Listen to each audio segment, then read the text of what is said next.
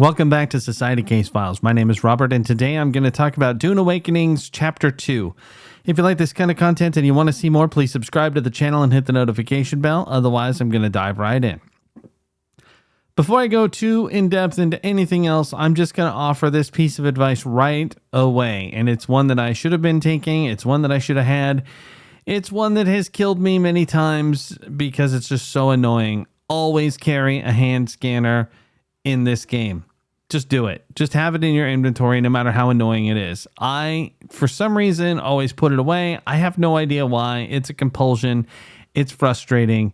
And it has caused me no end of grief, especially in this story expansion. So let's start talking about just some general things about Dune. So they've released the free update, the Chapter 2 stuff, where you can basically expand the story and go further. I was pretty excited about that back when I was still playing the game obsessively, but given some time away, I found myself a little bit less inclined to jump right back in. So I didn't. I played some other things. When I finally did get in there, I gotta be honest, I was a little bit disappointed in what they had to offer. It's not that the story isn't interesting. It's not that the stuff that you uncover isn't cool. The problem that I have, I suppose, is that when we have story in games, they really need to sort of interweave into the gameplay loop that is presented. And in Dune, that's pretty much a survival game where you've got to deal with resources and go on little quests and fight guys and that sort of thing. There's combat and that sort of thing.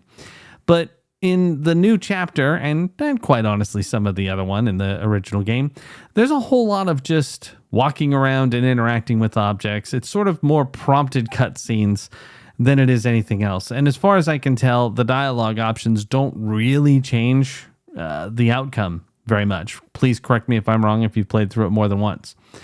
Combine that with the fact that there's a lot of puzzles that just, they feel a little out of place for the style of game this is.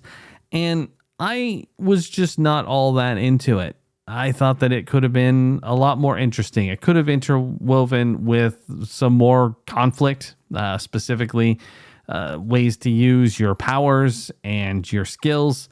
And I didn't really see that so much.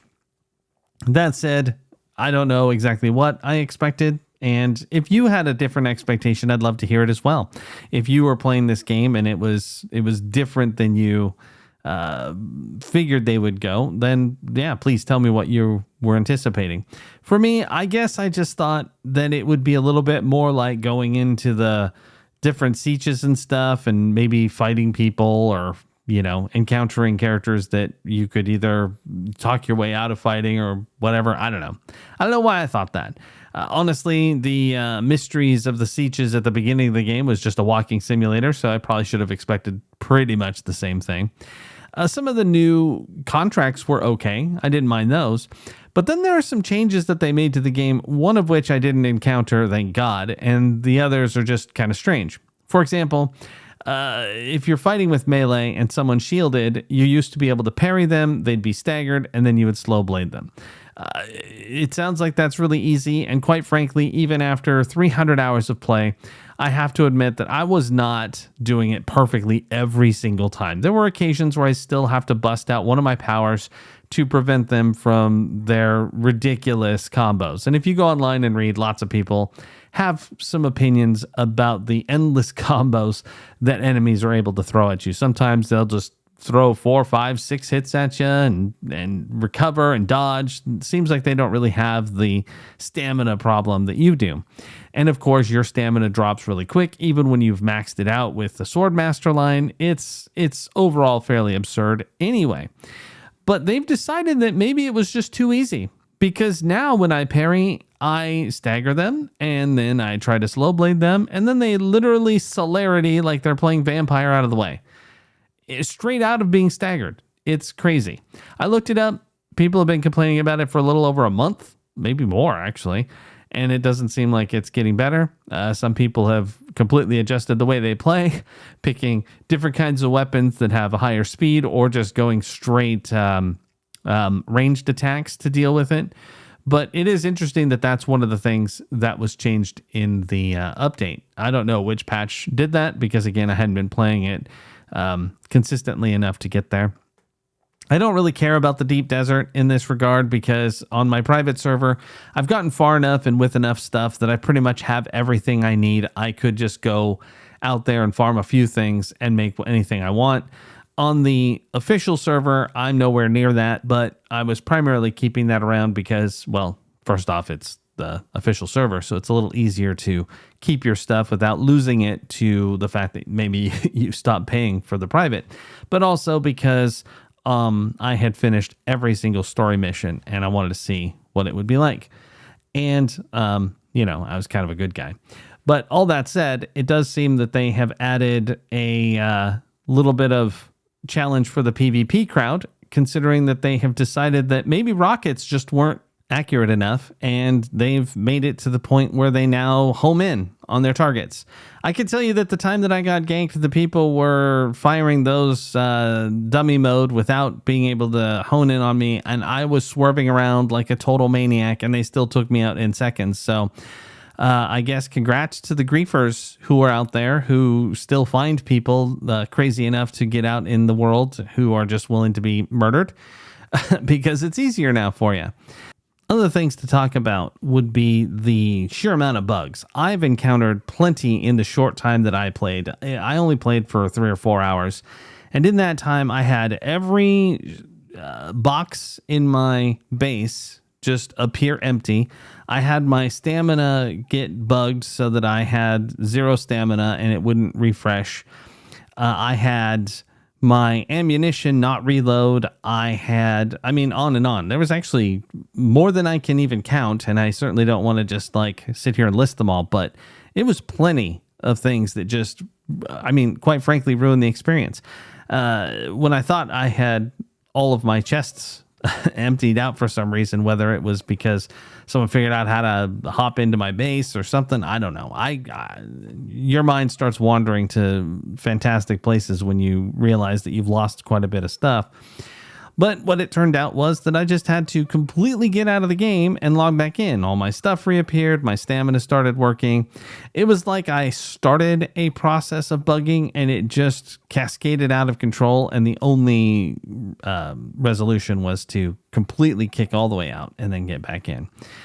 I looked that up as well. I looked at both and yep, tons of people talking about both. People are talking about all kinds of things. But then again, they have been pretty harsh to this game over the past few months since it came out, with everybody being pretty offended by the content that was available, the end game, the deep desert, on and on and on.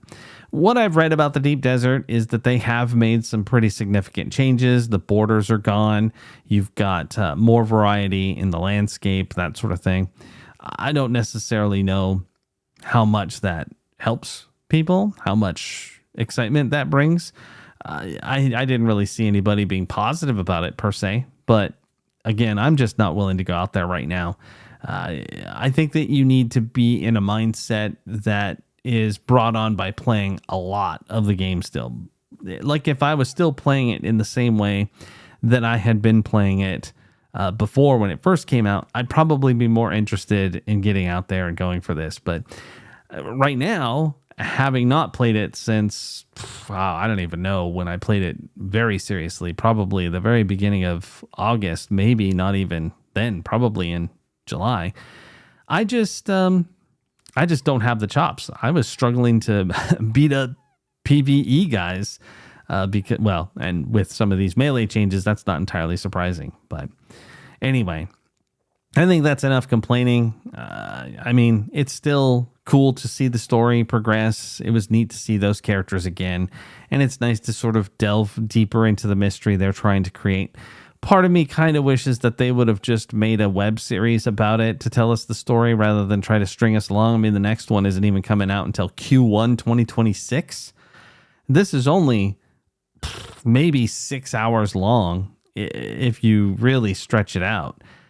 So I'm not entirely sure how they thought this was going to be the kind of thing to help them leapfrog into a 10-year plan. I mean, releasing stuff that's only going to take you less than a week to get through, and then waiting 6 months to put out more stuff, that's just not going to be the kind of thing that is going to keep people going. I mean, eventually people are going to be like, you know what? I don't care about all my gear anymore. I'm just going to let it fade into the desert, and I'm just not going to play anymore because it's just kind of ridiculous.